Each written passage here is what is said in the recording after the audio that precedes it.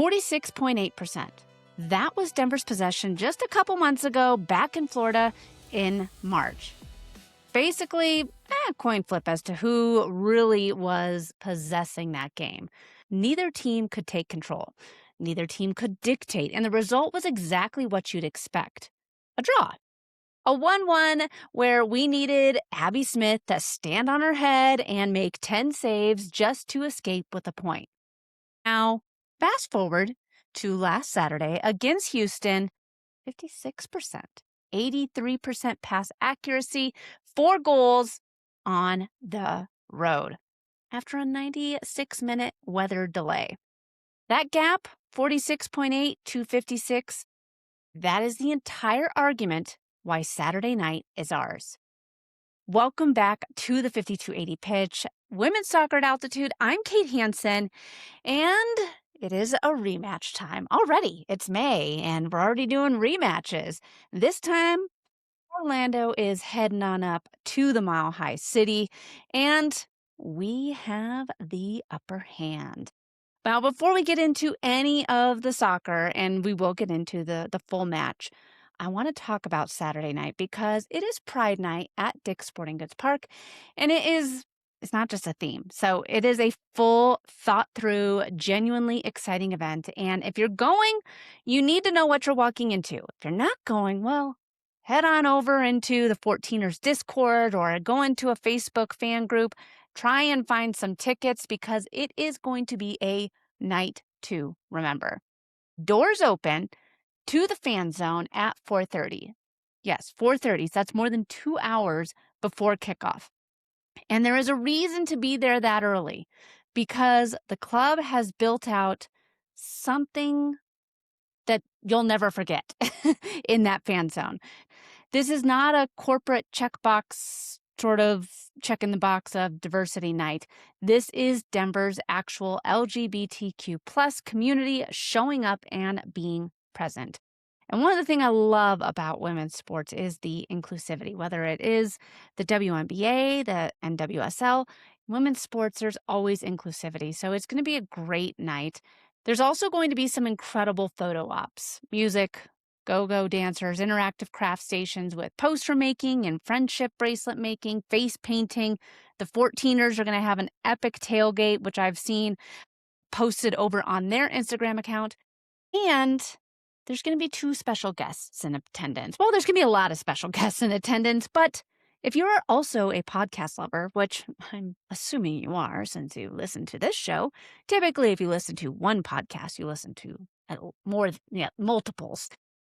There's also going to be Tobin Heath and Christen Press in attendance. Yes, folks, they are going to be there with their Summit and rebrand collection.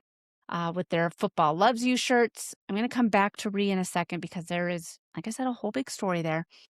Now, if you've purchased the Pride package, and I hope you did because it's worth it, you have access to an exclusive community event from 5 to 5:30 with Tobin Heath and Christen Press.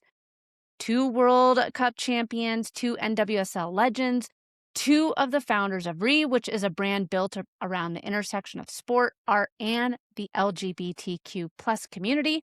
They're going to be there in person before the match with their community, what they call the Reimaginers. So clever. At Dick's Sporting Goods Park. And then at halftime, Heath and Press are going to be interviewed live right on the pitch. Not the 5280 pitch, the pitch that is Dick's Sporting Goods Park. Now, I want you to understand what this means for a club in its inaugural season. The first home match at Mile High, Malala was there. The second home match, U.S. Women's National Team head coach Emma Hayes was there. And now it's our third home match, and we have another set of superstars in attendance with Tobin Heath and Christen Press. Nick Cushing actually addressed this directly after practice when he sat down with reporters. I think for me as the coach, it's a fine line, isn't it? I like that pressure. I like that expectation. You know, I feel a little bit like I've got the whole of Denver soccer on my shoulders, and I really like that. Drives me. I said to Kurt and David, you know, after the San Diego and frustrates me actually because I know this about myself, but after the San Diego and the Boston game, like I worked so much better when I'm like wedged in the corner, when the margin for error is so small. Now, a few more things to know about Saturday. Like I said, gates are going to be opening up early. There is a gate giveaway with limited edition Pride bandanas. There's 5,000 of them. They're designed by local Denver artist Jesse Meza. So get there early if you want one. Just get there early. Enjoy the festivities. There's going to be so much happening at this event on Saturday. This is a full night. And there's one more thing I cannot let go, which probably was planned. I mean, marketing, there's some smart cookies. We are playing against the Orlando Pride. Team literally named Pride. It's Pride Night in Denver. And yeah, so, okay, let's talk about soccer. Denver Summit, Orlando Pride. The thing you have to understand about this matchup is what happened last time. So we've already faced the Pride this year. Yes, we're already at that point in the season where we are having rematches. This season is just flying by, right? We're already in mid-May, and back in March, mid-March, we drew 1-1. On paper, fine result for a road game for an expansion team. But when you actually look at that match, Orlando had 23 shots. Yeah, 23. We survived and came out with the draw because of Abby Smith. She stood on her head for 90 minutes and basically willed us that 1 point. Now, you can't build an entire season on that. Something has to change. And media actually had the opportunity to speak with Ally Brazier after practice this week. And Ally actually used to play for the Orlando Pride. She remembers playing against them just a couple weeks ago, a couple months ago. And she had a lot to say about what the Denver Summit are expecting. Yeah, I do know them pretty well. I think our last game was exciting. We were both kind of very defensive, but like we still both had really good chances. Came out with the tie on that one. So I think we're both like really trying to like show that we've grown from our last match, and we for sure have if you saw our last game. So I think we're just like really just trying to move forward and like be on this high and keep pushing forward. We for sure have grown. Yeah, the Denver Summit absolutely have grown. They've had some growing pains, and they've had some growth as a team. Both teams know the first game was a grind. The Pride were still getting their feet under them. The Summit were still figuring out who passes, who runs, how they all played together. But Denver is the one with the momentum right now. That 4-1 win on the road, while Orlando is coming off a loss and a short week against Boston, and it actually broke their 37-game streak of never losing when they score first. So Brazier named the threats clearly. Historically, they're good. Like they have really big threats on the front line. They have Marta, Barbra Banda, really big names, but we're going to be able to fix our tactics to manage them. And then we've been really hot with goals. So hopefully we'll just keep bringing that in. Hot goals, tactics to manage the threats. That is a team that is not afraid of Saturday. So here's what I'm watching. The possession. The possession is going to be a huge differentiator for us. We've lost games when we have not had the majority of the possession. We are a possession-based team. We have to have that possession. And discipline. When Denver controls the ball, Orlando cannot generate those 23 shot performances. They're chasing. They're burning energy at 52-80. And discipline, no cheap fouls, no penalty. Marta has 15 career NWSL penalty goals. That is a league record. She added to that record just on Tuesday against the Legacy. If you put Marta on the spot, you are handing over a goal. Speaking of Marta, no last name needed. Yep. In Brazilian soccer, and really across Latin American football culture, there is a tradition of going by one name, and that goes back decades. So Pele, Ronaldo, it started practically as a way to distinguish players who share common surnames. But it became something much larger. It became more of an identity. It became legacy. And Marta has earned that right. She is a 6-time FIFA Women's World Cup Player of the Year, 5 World Cups with Brazil, widely considered the greatest women's soccer player who has ever lived. And now, at 40 years old, She is still on the field, still finding her moments, still making things difficult for defenders who've been watching her not just her entire careers, their entire lives. Now, Marta scored on Tuesday against Boston. It was her first goal of the 2026 season, a penalty, her 15th career NWSL penalty goal, which is a league record. She did it at 40. Think about that longevity. Think about what it takes to maintain that level across that span of time. We're going to have an opportunity to watch her on Saturday. Watch how she reads the space, how she positions before the pass arrives. Her soccer IQ is incredible. So, young soccer players listening to the show, watch Marta on the field. When she doesn't have the ball, see how she moves, because it is something to learn from. Now, here's something to keep in mind for the Saturday match compared to the March match. Marta was not a factor in the first Denver-Orlando match, but the reason is actually about someone else. Yep, I'm talking about Barbra Banda, Orlando's other forward, the one currently leading the NWSL in goals. She was just returning from season-ending injury last time we played them. So she really was not up to her full Barbra Banda self. But that changes Saturday. Now, Banda did not start the game against the Legacy on Tuesday, but she did come on. But this time for the summit, both Marta and Banda are healthy. Both of them are available, and both of them are dangerous. One of them leads the entire NWSL in goals. Like I said, she started on the bench against Boston. Seb Hines has been managing her across this. Honestly, the Pride have a brutal 3-game stretch right now. But hey, that's okay. I'll take it. And Seb Hines, the manager for the Pride, has really been trying to manage a lot of their players' minutes, especially Barbra Banda's, because she's coming off that injury. And the fact that Hines rested her for Boston specifically suggests he had her starting in mind for this Denver game, which means Kaylee Kurtz needs to know exactly where Barbra Banda is every single minute of this match. If our back line can keep Barbra Banda, can keep that force of Orlando Pride at bay on Saturday, I think that Denver wins. And Nick Cushing basically told me the reason after practice this week. We got to do all of our defending with the ball. And if we do that, we give ourselves a chance of attacking the game. That is the entire philosophy in one sentence. Defending with the ball. You have possession. They don't score. You limit the number of times Barbra Banda touches it in dangerous positions. You limit the number of moments Marta can create from nothing. You make Orlando do the running at altitude 4 days after flying in from Boston and on the back end of a loss. And Cushing was specific about what he wants the team to carry over from that Houston match.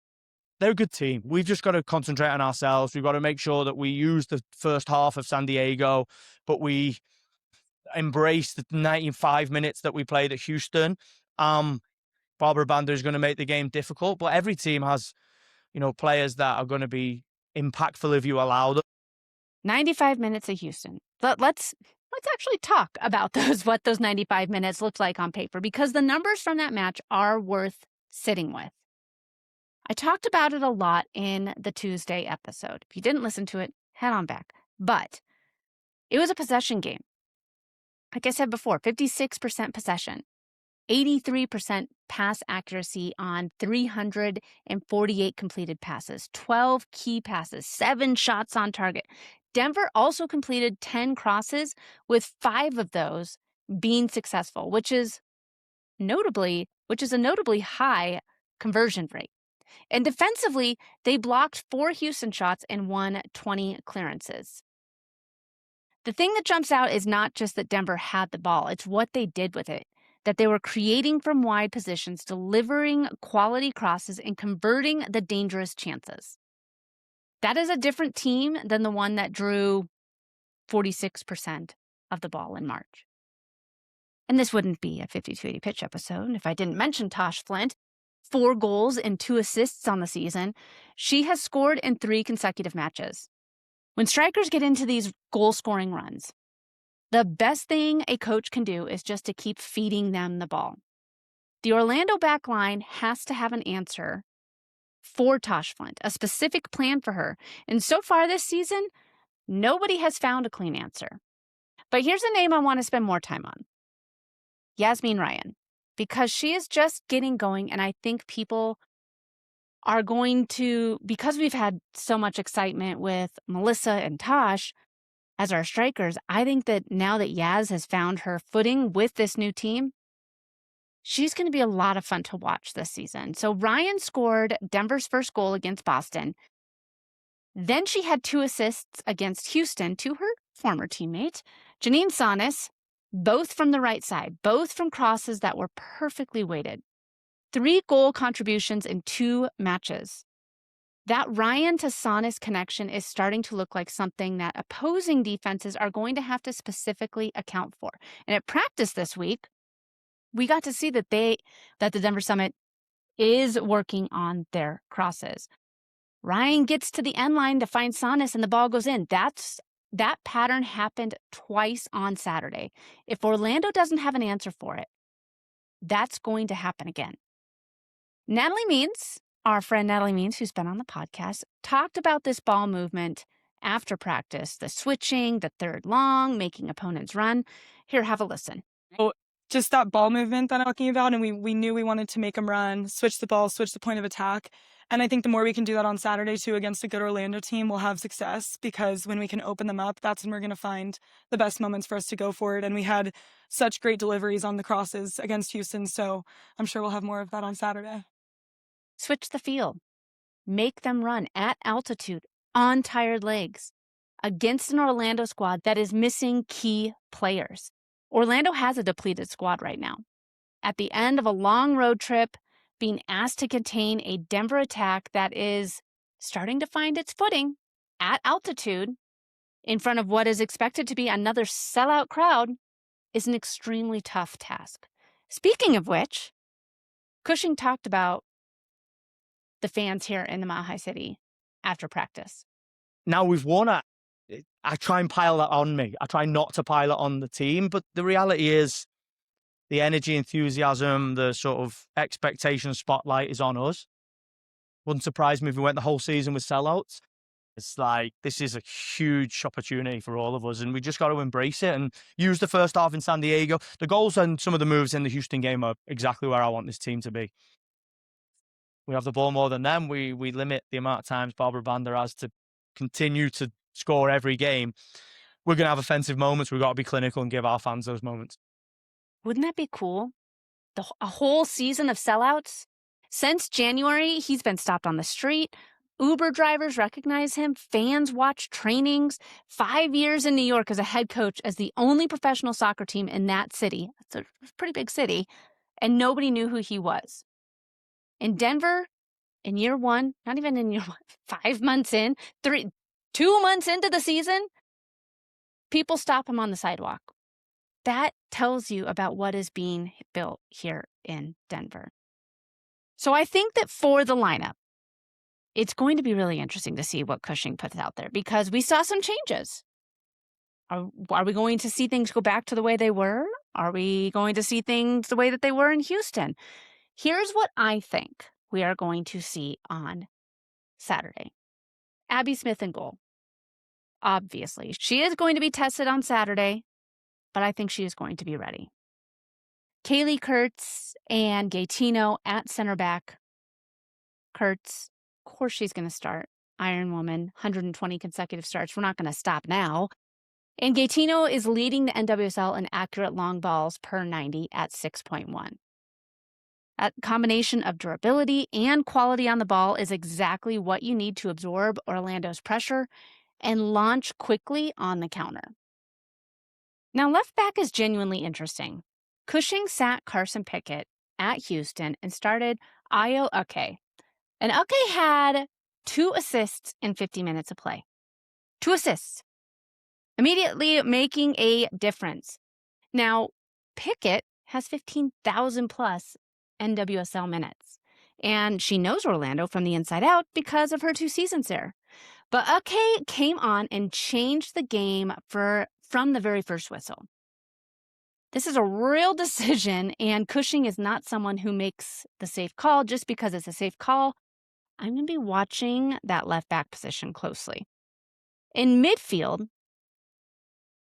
Blaney Sheehan is doing some very unglamorous work that makes this system function. She got her first goal of the season against Houston. It was a header goal off of a perfectly weighted Ake delivery. It was a goal that started from the goalkeeper and ended in the net because everyone did their job. That was a Cushing goal. Sheehan is not flashy, but she is essential. And then Natalie Means, who got her first NWSL start against Houston, and she didn't have a standout game, but she was exactly what the team needed in that moment. I spoke with her after practice this week, and here's what she said about the experience. It felt great. It was very rewarding from a lot of hard work over the last, I don't even know how many weeks we've been here, but at the end of the day, like however many minutes I play on the field, I'm just happy to be supporting the team and helping in whatever way that is. So getting a first start was super exciting, and I'm just glad that I could go out, give a lot of energy, some good pressure. Reporters had the opportunity to ask her what she thought that she specifically brought the team after coming off of 2 straight losses, 2 heartbreaking losses. What I could bring is, again, that energy, high pressure, and just putting them under pressure from the first minute. And so that was what I wanted to do right from kickoff. And I think that helped the team get on the front foot from the beginning of the pressure from minute 1. That energy was visible on Saturday, and Cushing noticed it. He mentioned Means by name when talking about the players who stepped up in Houston and contributed the moment that they came onto the field. Means also talked about what it means to come home after so many road matches, and she said something that I keep coming back to. Our last game was such a great environment to play in. Even when we went down a goal or were tied, the energy and from the fans and the whole stadium was coming together, and it felt like we were playing with, I don't even know, is it 20,000 against 11? So despite that result, it felt like we had so many people behind us, and I'm so excited to play in front of the fans again this weekend.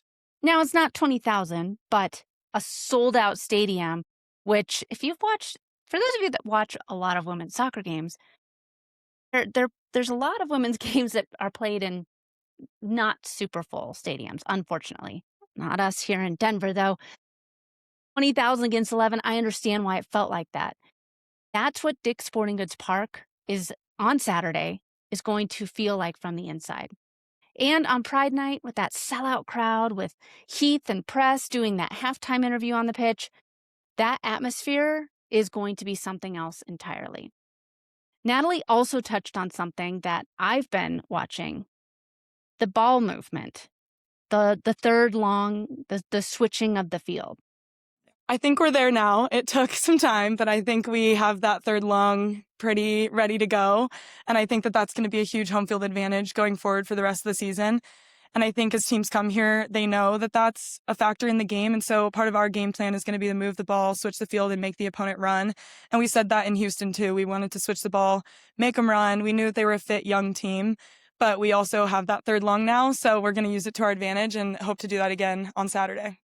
I agree. I think switching the field and making them run at altitude, that's how you're going to win games at 5,280 feet. One name I also want to put on your radar, Yuzuki Yamamoto. She's been here with the club now for a few weeks now. Last time she came on as a sub at Dick's Sporting Goods Park. She's been available. She's been in training, but she hasn't broken into that starting lineup yet. Cushing has talked about competition for places. The roster is deep, and the standards are extremely high.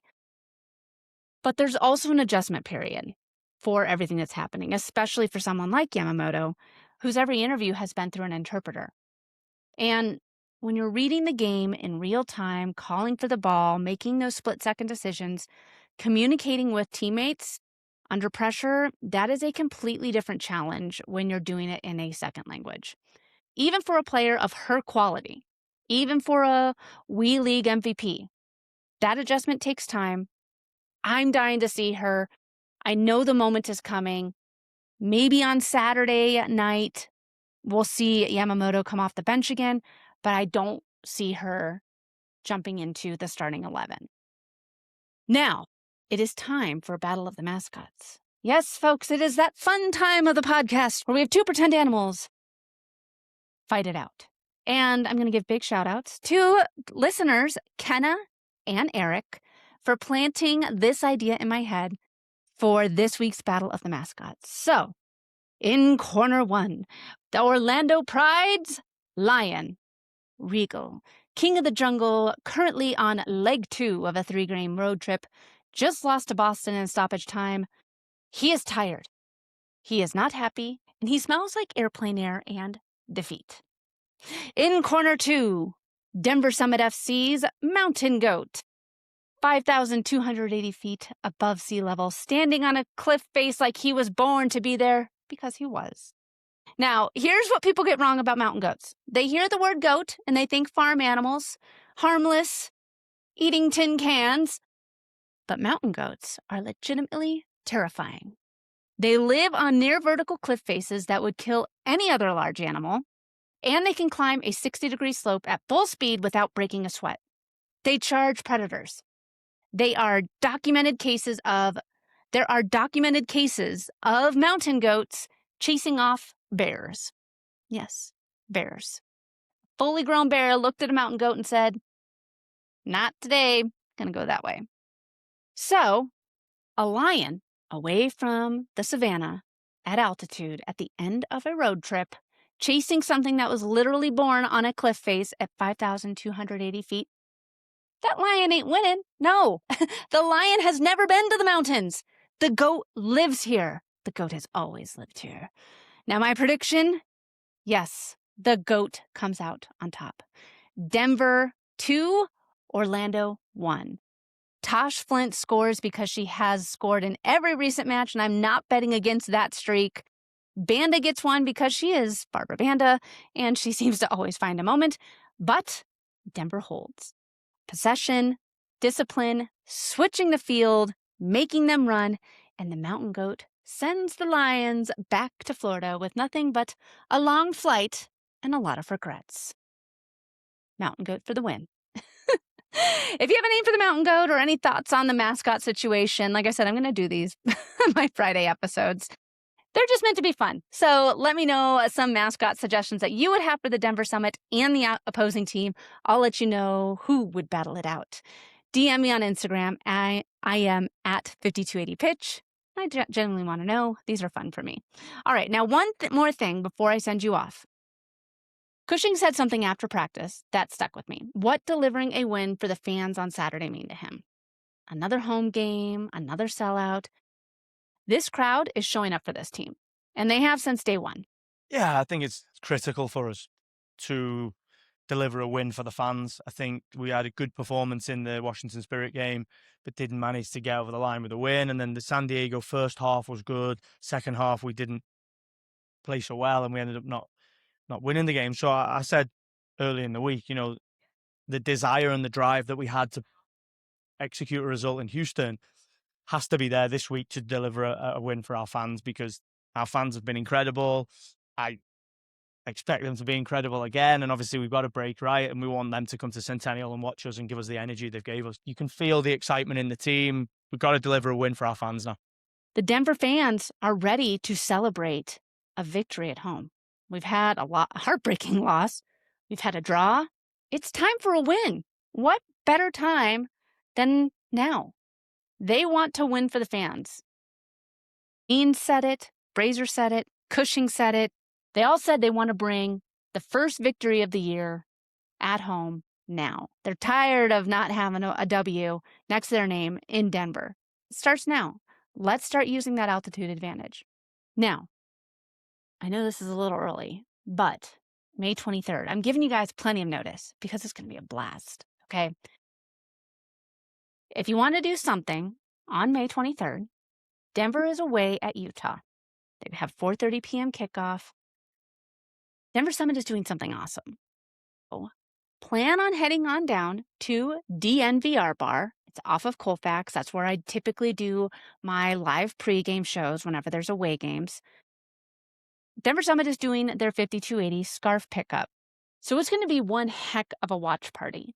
There's nothing better than watching your team with other fans. So head on down to DNVR Bar, May 23rd, pick up your scarf. They're going to be there from 3:30 to 6. The Denver Summit marketing team is. If you want to watch it with your people, that is the place to be. All the details can be found in the show notes. I'll include it there, but follow DNVR Bar for all the up-to-date information. It's going to be a great time. I know it's a little bit extra notice because it's still a week away and we have another game to play before then, but I want to give you guys a heads up so you can, block out the calendar. Start telling friends now that you want to head down to DNVR and do your fun scarf pickup. There's going to be drink specials, food specials. They do fun giveaways at halftime, so you're going to want to be there. But as far as upcoming games, yes, we still have a game against the Orlando Pride at Dick's Sporting Goods Park. 6:45 p.m. kickoff. Tobin Heath Christen Press at halftime. It's going to be a sellout crowd. A Denver team that knows how to have the ball now, is finding their footing. I believe in this match. I think this is where we get that first win. And if you're enjoying this podcast, I sure hope you are. Join in on the fun with the mascot thing. But I hope that you're enjoying the show. If this is your first time listening, thanks for being here. Make sure that you subscribe. Make sure that you like and review. Do all the things, because when you do that, that means more people find the show. Follow me on the gram. I'm on Threads as well, at 5280pitch. DM me your mascot names. If you want to check out the blog, I write blogs every week on the upcoming matches. There's also a bunch of great merch on the website, so you can get your fun supporters hats, sweatshirts, t-shirts, you name it, if you want some different ways to show your Denver Summit support at altitude. Oh, what better with the 5280 Pitch merch? So check it out at 5280pitch.com. And with that, we'll see you at Dick's Sporting Goods Park. Let's get the Summit train on the up and up. We're going to have a great time out there. And I'll be breaking everything down on Tuesday's episode of the 5280 Pitch. So again, make sure that you're subscribed, leave a review, and we'll see you on the next episode.